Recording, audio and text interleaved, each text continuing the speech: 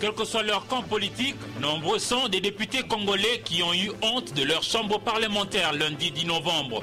Face aux faits, Kitebi et Musungai ont été lavés par la majorité. Antena, le journal, Alain Kiuka.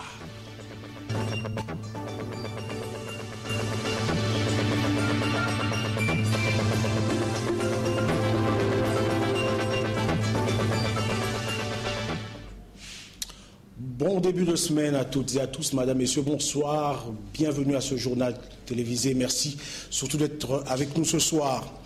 Patrice Kitebi Mvoul, ministre délégué aux Finances, sauvé de justesse ce lundi 10 novembre à la Chambre basse du Parlement par une motion incidentielle du député Henri Thomas Lokondo qui réclamait le respect de la procédure. Les députés de la majorité ont voté pour le rejet de la motion de défiance initiée par l'opposition. Retour sur cette séance plénière au Palais du Peuple avec Eric Izami et Blaise Lunda. Plusieurs fois reportée, enfin, la plénière devant examiner la motion de défiance contre le ministre délégué aux Finances Kitebi Mvoul a eu lieu lundi 10 novembre 2014. Une plénière mouvementée présidée par le premier vice-président de l'Assemblée nationale Charles Omwando. Et le député national Henri Thomas Lokondo est intervenu par motion incidentielle pour relever le non-respect de la procédure car Kitebi est accusé pour une affaire d'argent du porte-parole de l'opposition. Et cette affaire est encore sous examen en commission. Comme j'ai toujours répété plusieurs fois ici, il ne faut pas politiser les choses qui ne sont pas politisables. Et quand nous travaillons aussi, nous travaillons sur base des textes. Le règlement intérieur n'autorise pas qu'on puisse examiner une matière qui est en commission. C'est clair et net. Et j'ai fait référence à plusieurs articles du règlement intérieur et même de la loi sur les finances publiques. Donc la procédure était biaisée, la procédure n'était pas bonne. Donc on ne peut pas examiner une matière qui est en traitement au niveau de la commission. Et maintenant que nous avons reçu le rapport de la commission, qu'est-ce que nous allons en faire? Nous allons jeter ça dans la poubelle. Député de l'opposition, Toussaint Alonga va rétorquer que la motion de défiance n'a pas besoin de préalable pour être traitée, évoquant l'article 209 de la Constitution. Ensuite, le député UNC Bamporik, lui, insiste que l'opposition fait remarquer qu'il y a eu vol d'argent. Et puisque la majorité veut laver Kitebi, eux ne peuvent pas assister à une telle plénière qualifiée de honte. Vous venez encore une fois là de vivre une mascarade, une tentative de démocratie qui voudrait noyer tous les fils et les filles de ce pays. Aujourd'hui, la majorité a démontré qu'elle était complice de la mégestion, de la mauvaise gouvernance qui se fait au sommet de l'État.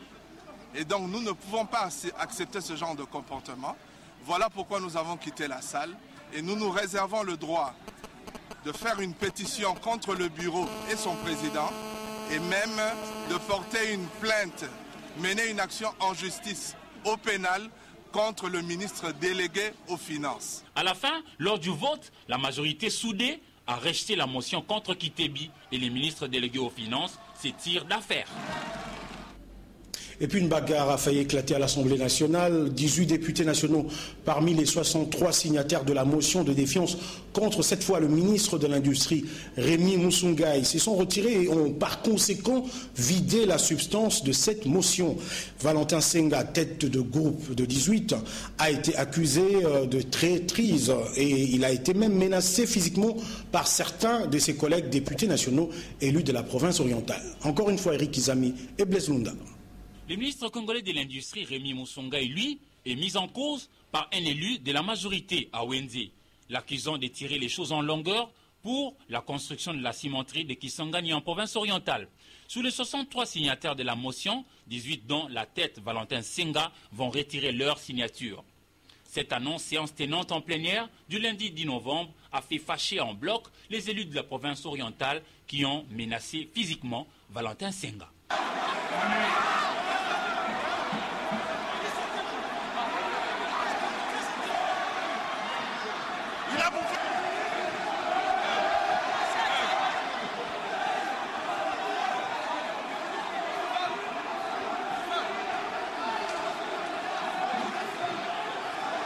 Taxés des traîtres, Les élus de la province orientale crient à la bassesse car ils sont convaincus que Senga a été corrompu par Rémy Moussoungaï et lui promettent des surprises désagréables jusque dans son fief électoral.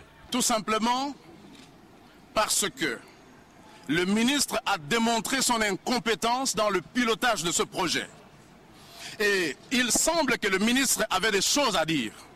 Mais nous sommes surpris d'apprendre qu'un groupe de députés, y compris nos frères de la province orientale qui ont trahi la province, Senga à la tête, et il a annoncé le retrait de leur signature. Nous avons voulu qu'on cite les noms de ceux qui ont retiré les signatures. Puisqu'il ne faut pas qu'on nous considère tous comme des corrompus. Nous sommes des élus du peuple, nous représentons le peuple, et nous ne pouvons pas être mêlés à cette blague, à ce théâtre auquel nous assistons. Donc là, nous sommes déçus, nous exprimons honnêtement et tout haut notre déception vis-à-vis du président, de l'ex-président de notre caucus, de la province orientale. Et nous exprimons notre déception quant à la procédure adoptée par le bureau de l'Assemblée nationale. Parce que lorsqu'on a apposé sa signature sur une motion, il est anormal qu'un député national puisse se blaguer en retirant la signature. C'est une trahison, j'allais dire une bassesse. La motion de défiance contre Moussoungaï également tombe caduque car ne bénéficiant plus de 50 signatures à la suite des 18 élus qui se sont dédits. Voilà qui nous amène à parler économie. Comment attirer les entreprises japonaises pour qu'elles investissent en RDC? C'est l'essentiel de l'entretien entre le Premier ministre Augustin Matata Ponyo avec l'ambassadeur de l'Empire du Soleil Levant en RDC, Shigeru Usho. Le Premier ministre a auparavant présidé ce lundi 10 novembre 2014 la réunion hebdomadaire de la Troïka stratégique. Jean-Louis Miasekama.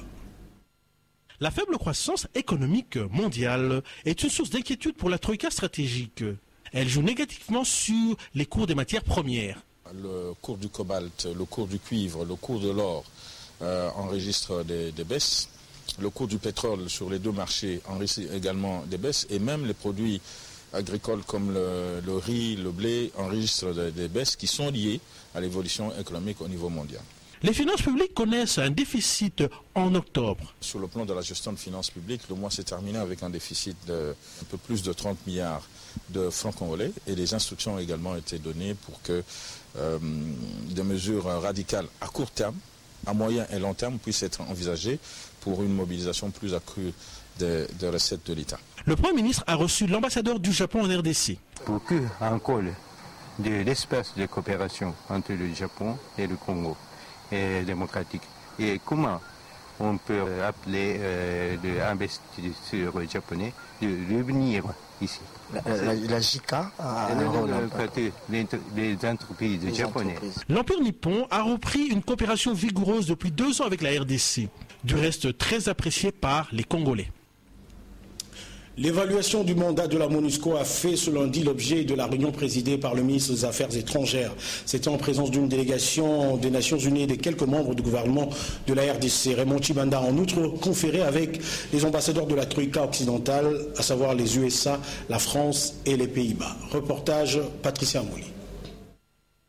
Le Conseil de sécurité de l'ONU a dépêché une grande délégation des experts des Nations Unies en République démocratique du Congo. La délégation de l'ONU est conduite par Jack Christophindes en provenance de New York en présence de Martin Kobler ce lundi 10 novembre. Le ministre des Affaires étrangères Raymond Chibanda s'est entretenu avec la dite délégation onusienne en compagnie du vice-premier ministre, ministre en charge de la Défense Alexandre Lubantambo, ministre de l'Intérieur Richard Mouyej et la ministre de la Justice Wimvin Mumbamatipa. En toile de fond, l'évaluation du mandat de la MONUSCO. Cette mission s'inscrit dans le cadre de la mise en œuvre des décisions du Conseil de sécurité de l'ONU. En tant que pays, en tant que gouvernement,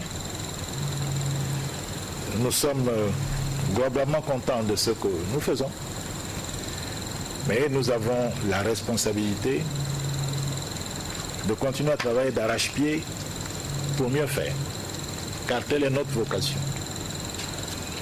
Pas parce que ce que nous faisons n'est pas bien, mais parce que la situation que nous devons gérer, les besoins de la population évoluent.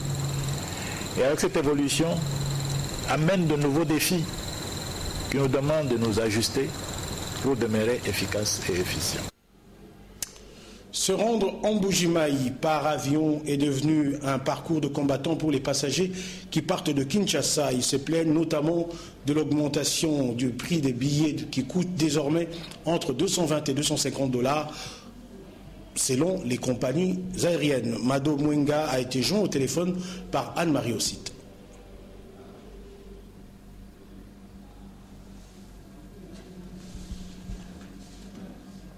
Je disais que se rendre à Mbuji-Mayi par avion est devenu un vrai casse-tête pour les passagers qui partent de Kinshasa. Ils se plaignent notamment de l'augmentation du prix des billets d'avion qui coûtent désormais entre 220 et 250 $ selon les compagnies. Notre correspondante sur place à Mbuji-Mayi, Mado Mwenga, a été jointe au téléphone par Anne-Marie Ossita.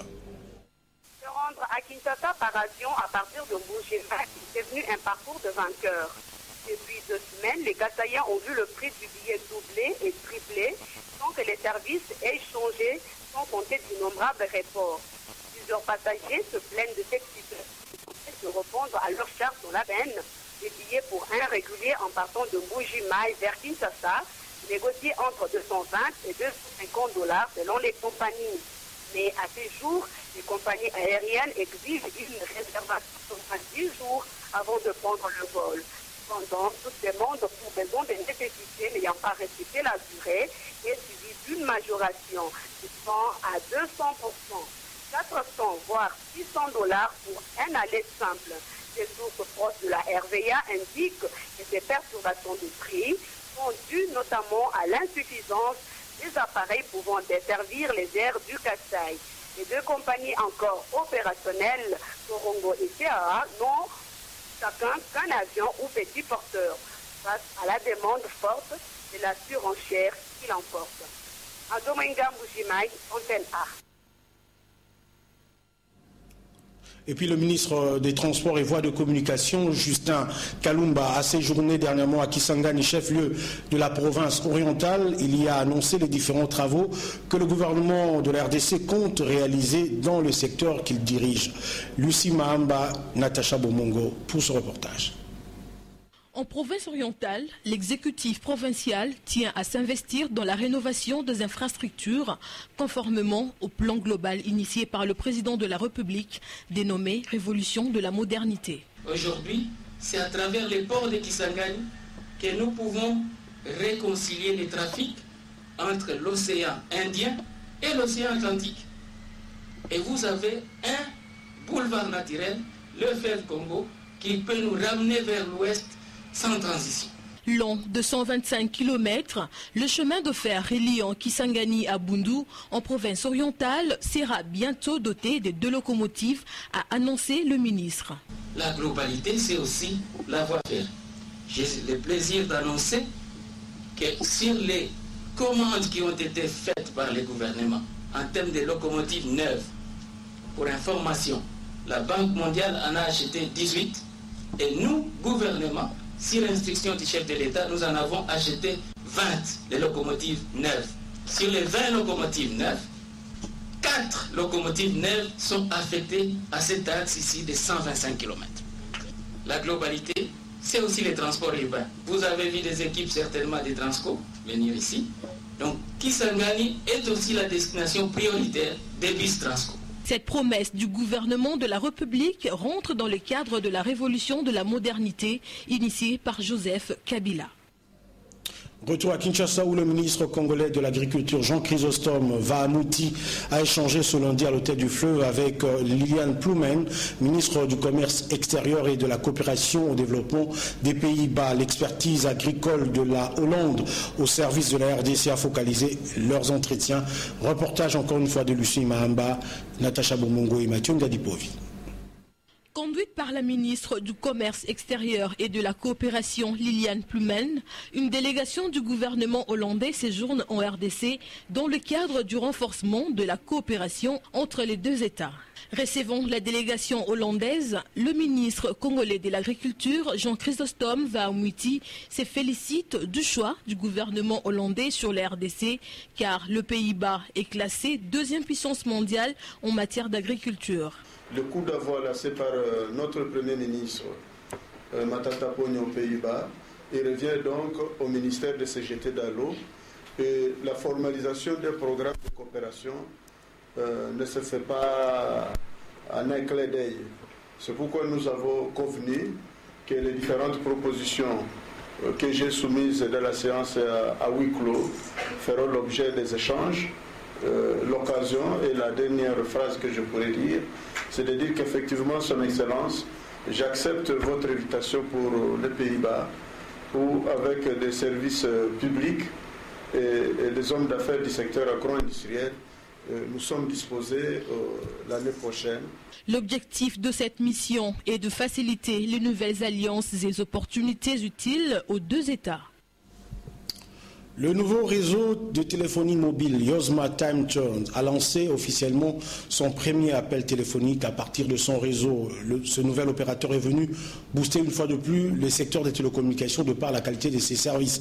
La cérémonie de lancement de ces essais techniques a eu lieu vendredi dernier au siège même de cette entreprise à Gombe. Natacha Bomongo, Richard Masoulama et Tigana Boumaï. Chose promise, chose due. Yozma Time Turns, 6e opérateur GSM dans le secteur de téléphonie mobile en RDC, a enfin procédé au lancement du premier appel téléphonique à partir de son réseau. Cette cérémonie a été présidée par le représentant du responsable de l'autorité de régulation de postes téléphone et communication, RPTC, sous la conduite du directeur général de Yozma, Beston Chinsele, en présence des différentes personnalités du pays et autres invités. J'ai pris le temps d'examiner et de comprendre leurs demandes, leurs attentes. Eh bien, je peux vous assurer qu'ils ne seront pas déçus. Yozma Time Turns va lancer bientôt. Je les invite à venir tester notre réseau. Et là, ils verront la différence.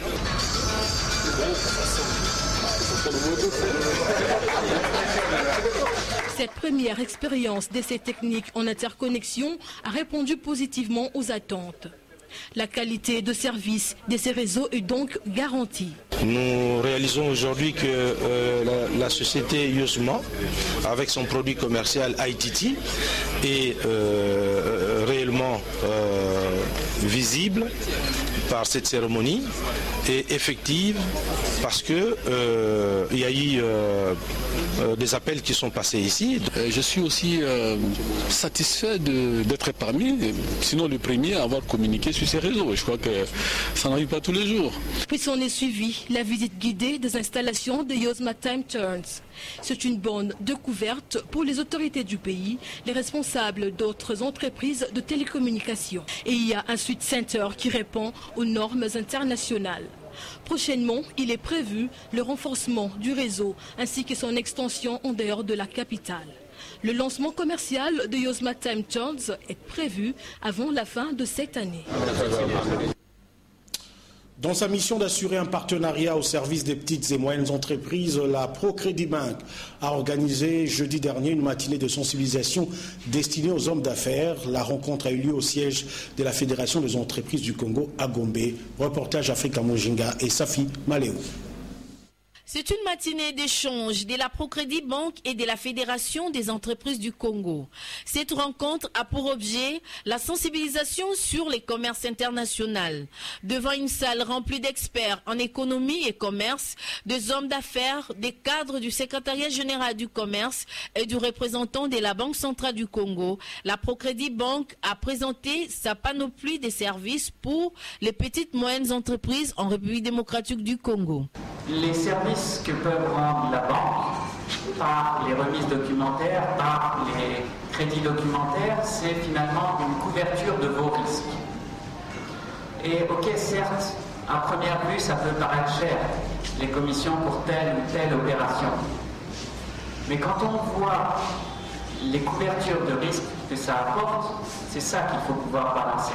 La Fédération des entreprises du Congo a loué l'initiative qui permet aux opérateurs économiques de s'exprimer. La FEC félicite la ProCrédit Bank pour ses efforts pour la croissance du marché dans les commerces internationaux. Et aujourd'hui, nous sommes encore là, dans un cas de figure. Et je pense que dans leur démarche aujourd'hui, au-delà de tout, il y a cette formation, il y a cet échange d'informations, mais je crois qu'au-delà de tout, c'est d'accroître également leur part de marché. Cette activité de la Procrédit Bank a été sanctionnée par des questions des participants et les réponses des organisateurs. La Procrédit Bank, votre partenaire d'affaires. Le monde entier pleure un grand homme de Dieu, un grand esprit et un grand homme tout court qui aura marqué ses contemporains et toute une génération. Il s'agit du docteur Myles Munroe, pasteur et conférencier de renommée internationale. Il est mort dans la nuit de dimanche à lundi dans un crash d'avion alors qu'il revenait dans son pays, le Bahamas, pour inaugurer la conférence annuelle sur le leadership. Malheureusement, son épouse ainsi que 8 de ses collaborateurs étaient à bord de son jet privé. Personne n'a survécu. Voilà, vous avez là quelques photos du docteur Myles Munroe qui était de passage ici à Kinshasa à 2 reprises, en 2012 et 2013, pour animer une grande conférence sur le leadership. Lui et sa femme donc ont disparu dans ce crash. Paix à son âme ou paix à leurs âmes. Sport, 5 athlètes et 3 membres du staff technique. C'est la délégation congolaise qui a traversé le fleuve Congo ce matin pour participer à la 13e Coupe d'Afrique des Nations de tennis au Congo-Brazzaville. Reportage Patrick Borel-Mukendi, Eric Gomulopo. La 31e édition de la Coupe du Congo dans du bal s'est clôturée le dimanche 9 novembre 2014 au stade Tata Raphaël. Des finales ont été d'une facture élevée et les amoureux de la balle aux 7 mètres se sont régalés. Dans la version féminine des Noirs jaunes vêtus, les Handball Club Héritage a battu la formation des Mikishi après plusieurs égalisations sur le score de 26 buts à 24.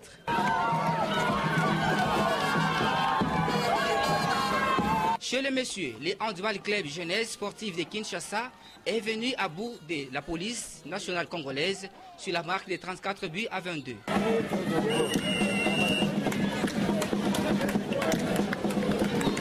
Les organisateurs ont décerné les trophées aux équipes championnes, vice-championnes et surtout l'équipe des révélations du tournoi, les Handball Club de la Jeunesse Sportive de Kikwit.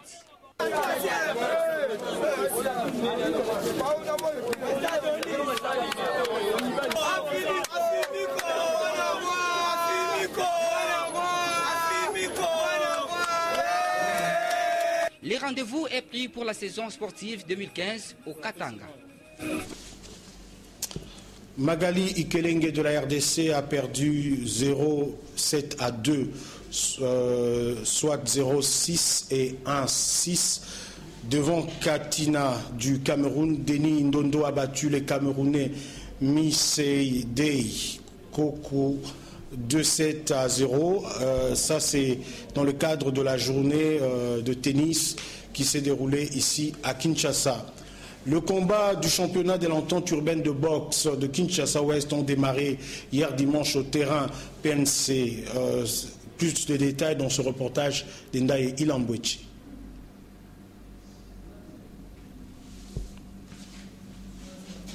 Et le moral, il est à 100. La première édition du championnat de l'entente urbaine de boxe de Kinshasa-Ouest a vécu le dimanche 9 novembre 2014 au terrain de la police nationale congolaise de Lingwala. Seulement 2 catégories étaient en lice, à savoir en léger, Louvindamu du club Mazaba a subi une défaite devant Kalupala, une victoire au point. Matondogi a dicté sa loi sur les rings en battant le boxeur Isele Moussa du club Mabanga au point. Le pugiliste Ngaïbili du club Kasombo de Kinshasa a cogné son adversaire Nzondo Masolo de Kake au point. En super léger, Mbombo Fukala a administré un chaos technique au boxeur Apiyenga de Mabanga. Le go est donné pour les porteurs des gants de Kin Ouest. La jeunesse, et nous pensons que nous pouvons leur offrir en ce jour 1 ou 2 combats pour que demain matin nous puissions poursuivre normalement notre championnat. C'est vraiment sur un signe de l'espoir. Nous pensons que notre volonté et notre désir, c'est de ramener la boxe dans des niveaux que le Congo connaissait avant que Mohamed Ali et Foreman puissent combattre dans ce pays. Signalons que la Ligue provinciale de boxe de Kinshasa organisera son championnat au mois de décembre prochain. À présent, place à la revue de presse.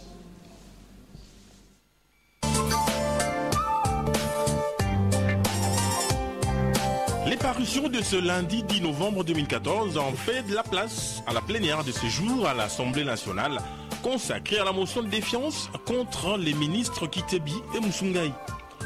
Africa News titre à sa une Kitebi, la motion sera cassée. Danger pour Musungai, confronté à une motion type. Les confrères révèlent que Patrice Kitebi Kibol Mvoul peut espérer se sauver des griffes des députés grâce à une motion incidentielle concoctée par les députés du Bandundu, soutenue par la majorité. Rémi Musungai Bampale est quant à lui en danger car les députés originaires de la province orientale veulent les sanctionner pour les dossiers de la cimenterie de la province orientale. Contrairement à Kitebi, ministre délégué aux Finances, soutenu par les élus du Bandundu, sa province d'origine, Rémi Musungai, ministre de l'Industrie, n'aurait pas bénéficié du même élan de solidarité chez les Kassaya, surtout qu'il avait déjà maille à partir avec ses propres amis de l'ADER. Forme de confronter à des graves impasses, principalement budgétaires et temporelles. Il y a nécessité urgente du consensus des acteurs clés autour d'un calendrier électoral global qui évite au pays la crise constitutionnelle et institutionnelle. Comme conclusion, la plateforme Agir et ses partenaires sont unanimes et soutiennent qu'il est difficile d'organiser les élections dans les délais constitutionnels. Pour notre part, nous vous avons livré cette revue de presse dans le délai nous imparti par la direction éditoriale. Espérons vous retrouver demain pour une autre livraison. En attendant... Voilà, je disais tout à l'heure que la Procrédit Bank a organisé jeudi dernier une matinée de sensibilisation destinée aux hommes d'affaires. C'était au siège de la FEC à Gombe. Je vous propose de suivre cette page magazine d'Africa Mujinga et Safi Maléo. C'est une matinée d'échange de la Procrédit Bank et de la Fédération des entreprises du Congo. Cette rencontre a pour objet la sensibilisation sur les commerces internationaux. Devant une salle remplie d'experts en économie et commerce, des hommes d'affaires, des cadres du secrétariat général du commerce et du représentant de la Banque centrale du Congo, la Procrédit Bank a présenté sa panoplie de services pour les petites moyennes entreprises en République démocratique du Congo. Les services que peuvent rendre la banque par les remises documentaires, par les crédits documentaires, c'est finalement une couverture de vos risques. Et ok, certes, à première vue, ça peut paraître cher, les commissions pour telle ou telle opération. Mais quand on voit les couvertures de risques que ça apporte, c'est ça qu'il faut pouvoir balancer. Je pense que les moyens de couverture de risque que Rosette a présentés permettent de limiter ces risques et je dirais, dans une certaine mesure, ça n'a pas de prix pour vos entreprises. Ça n'a pas de prix parce que c'est la survie de vos entreprises, c'est la continuité de vos entreprises. La Fédération des entreprises du Congo a loué l'initiative qui permet aux opérateurs économiques de s'exprimer. La FEC félicite la Procrédit Bank pour ses efforts pour la croissance du marché dans les commerces internationaux. Il y a lieu de faire confiance à cette banque, à cette institution, parce que j'étais encore en train de le dire tout à l'heure, c'est une des institutions qui a su prendre le risque. Moi j'ai été administrateur d'une banque pendant 4 ans et vers les années 2005, Procrédit venait de s'installer et pendant cette période, elle a mis en place le mécanisme qui faisait fi de toutes les précautions, mesures qui étaient prises à l'époque dans le secteur bancaire afin de pouvoir prévenir tous les différents risques possibles. Et aujourd'hui, nous sommes encore là, dans un cas de figure. Et je pense que dans leur démarche aujourd'hui, au-delà de tout, il y a cette formation, il y a cet échange d'informations, mais je crois qu'au-delà de tout, c'est d'accroître également leur part de marché. Les commerces internationaux peut être un vecteur de développement de la République démocratique du Congo en quête d'émergence et membre des zones de libre-échange. Dès lors qu'un accord a été accepté par tous, dans sa mise en œuvre, les pays en voie de développement, autant que les pays les moins avancés ne peuvent pas s'exécuter au même moment. Parce qu'il y a des problèmes d'ordre institutionnel et des problèmes de formation qui peuvent se poser et qui, évidemment, peuvent empêcher ces États les moins avancés. La Banque centrale trouve que c'est vraiment le lieu pour pouvoir venir sensibiliser les opérateurs économiques en rapport avec le risque. Donc la Banque centrale pense attirer l'attention sur les risques alors qu'il y a d'un côté les ouvertures qui sont demandées. Donc on a vu ici avec le cycle des Doha, le cycle du RICO et que sais-je, donc il va y avoir une sorte d'intégration de marché. Cette intégration de marché ne vient pas qu'avec des opportunités. Donc cette intégration vient également avec des risques. La mission de la Procrédit Banque est d'assurer un partenariat au service des petites et moyennes entreprises. La Procrédit Banque fonctionne à l'aide d'un canevas bien élaboré et subdivisé en 4 étapes dans le cadre du commerce international. On a les contrats, le principal moyen de paiement internationaux, les incoterms, c'est-à-dire les contrats internationaux, les conditions de transfert des marchandises et le principal risque dans les commerces internationaux. Nous ne sommes pas là seulement pour octroyer le financement, mais notre objectif est l'accompagnement des entrepreneurs, de petites et moyennes entreprises dans toutes les opérations qu'ils font. C'est à ce titre que Procrédit Banque vient de mettre en place un service particulièrement dédié au service international. Donc lorsque vous avez des questions, vous avez des préoccupations, vous avez des problèmes, nous sommes disposés à pouvoir vous accompagner du début de votre transaction jusqu'à sa conclusion. Cette activité de la Procrédit Banque a été sanctionnée par des questions des participants et les réponses des organisateurs. La Procrédit Banque, votre partenaire d'affaires. C'est la fin de ce journal. Merci de votre aimable attention et de votre fidélité. Je vous retrouve demain à 19h. Prochain rendez-vous, c'est déjà ce mardi à 7h30 pour la première session d'information. Portez-vous bien, excellent suite de programme sur Antenne. Bonsoir.